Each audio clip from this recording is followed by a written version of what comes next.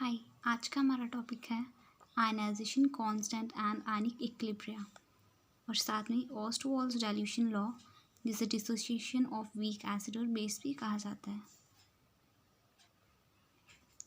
Ionization constant and ionic equilibria.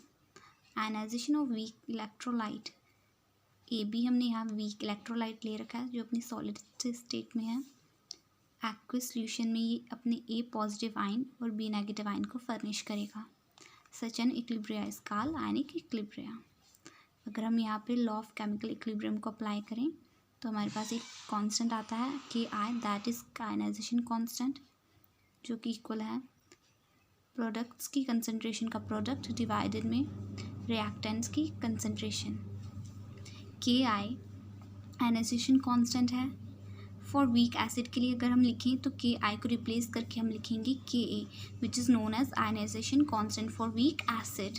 अगर हम weak base की बात करें तो हम के ए के आई को के बी से रिप्लेस करेंगे, which is known as ionization constant for weak base. Note करें एक बात को, जितनी ज़्यादा आयनाइजेशन कांस्टेंट की वैल्यू होगी स्ट्रॉन्गर ही हमारा एसिड और बेस रहेगा।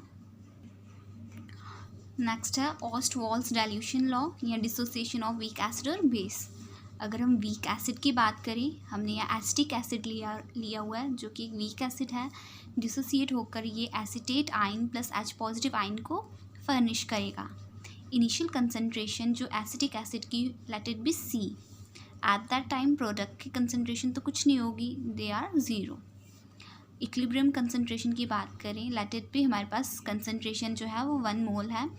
1 मोलर कंसंट्रेशन में से अल्फ़ा जो है वो डिसोसिएट होकर प्रोडक्ट बना दी है सी अल्फ़ा।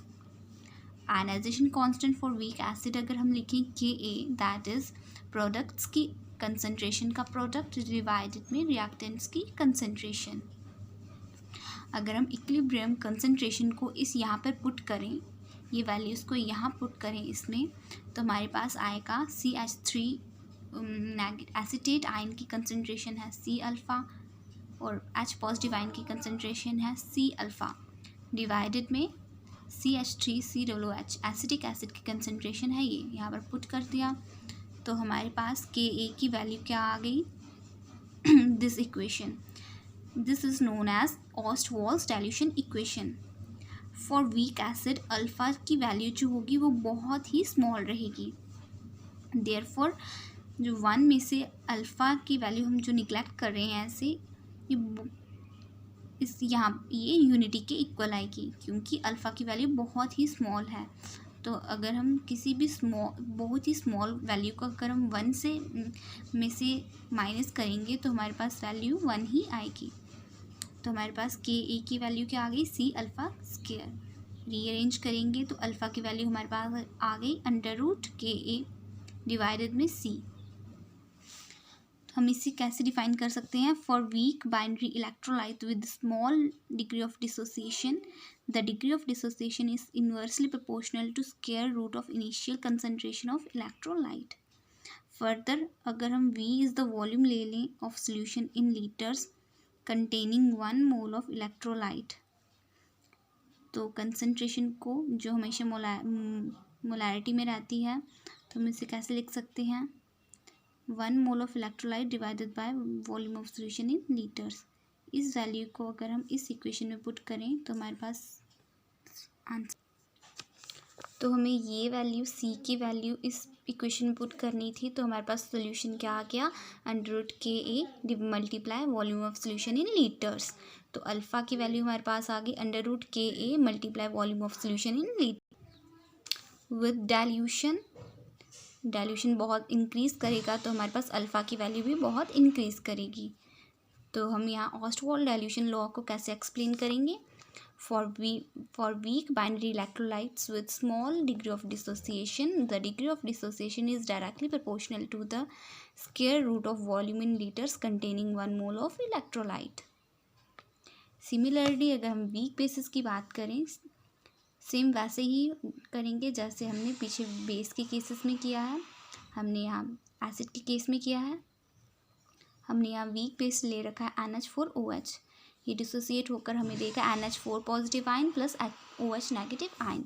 इनिशियल कंसंट्रेशन की बात करें, हमारे पास इनिशियल कंसंट्रेशन है C। एट दैट टाइम हमारे पास प्रोडक्ट्स की कंसंट्रेशन होगी 0। इक्विलिब्रियम कंसंट्रेशन की बात करें तो हमारे पास let it be 1 molar concentration में से अल्फ़ा जो है वो डिसोसिएट हो गया है, तो हमारे पास प्रोडक्ट बनेगा C alpha. Ionization constant for weak base लिखे हम Kb, वो इक्वल आएगा NH4 पॉजिटिव की concentration multiply OH negative ion की कंसंट्रेशन डिवाइडेड में रिएक्टेंट की कंसंट्रेशन। अगर हम यहाँ पे इक्विलिब्रियम कंसंट्रेशन की वैल्यूज़ को पुट करते हैं तो हमारे पास सॉल्यूशन आएगा C अल्फ़ा डिवाइडेड में ये वैल्यू यहाँ पे, तो हमारे पास Kb की वैल्यू क्या आ गई, ये इक्वेशन आई, that known as Ostwald dilution equation. जैसे हमने पिछले केस में किया है, अल्फ़ा की वैल्यू बहुत ही स्मॉल होती है, दैट्स वाई हमने उसे निगलेक्ट कर दिया था। सेम हमने यहाँ पर भी ऐसे ही करना है। वीक बेस के लिए अल्फ़ा की वैल्यू बहुत ही स्मॉल होती है, देयरफॉर वन में से अल्फ़ा को हम निगलेक्ट कर सकते हैं और हमारे पास वैल्यू क्या आ गई, यूनिटी के इक्वल। तो के बी आया C अल्फ़ा के इक्वल, C अल्फ़ा स्क्वायर के इक्वल। रीअरेंज करके हमारे पास वैल्यू क्या आई, √KB डिवाइडेड में C।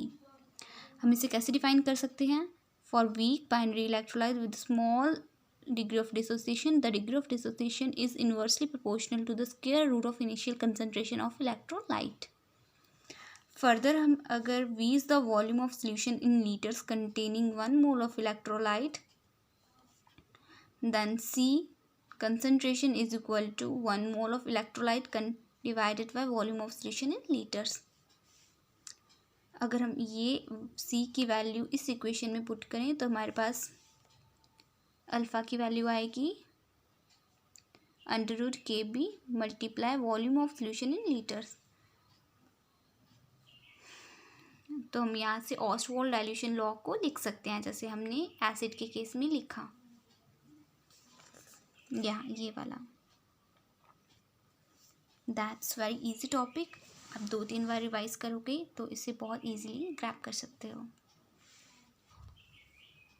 एग्जाम्पल क्वेश्चन है, a solution of 0.100 molar acetic acid is found to be dissociate to the extent of 1.33% at room temperature. Calculate dissociation constant of acetic acid at this temperature.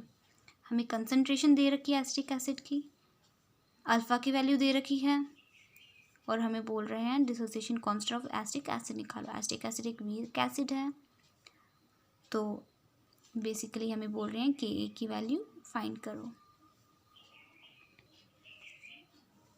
हमें C concentration दे रखी है, हमें alpha की value दे रखी है 1.33%, पर हमें percentage में नहीं चाहिए, तो हम अल्फ़ा इज़ इक्वल टू जितना डिसोसिएट किया है टोटल डिवाइडेड में जितनी टोटल परसेंटेज है 100, हमारे पास ये वैल्यू आई है।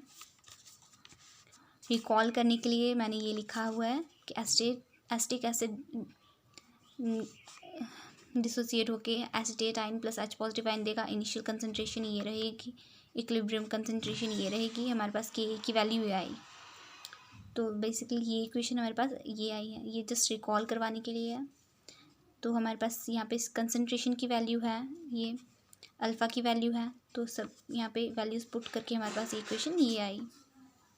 अगर आपको ये वीडियो लेक्चर पसंद आए, समझ में आए, तो हमारे चैनल को सब्सक्राइब और लाइक ज़रूर करें।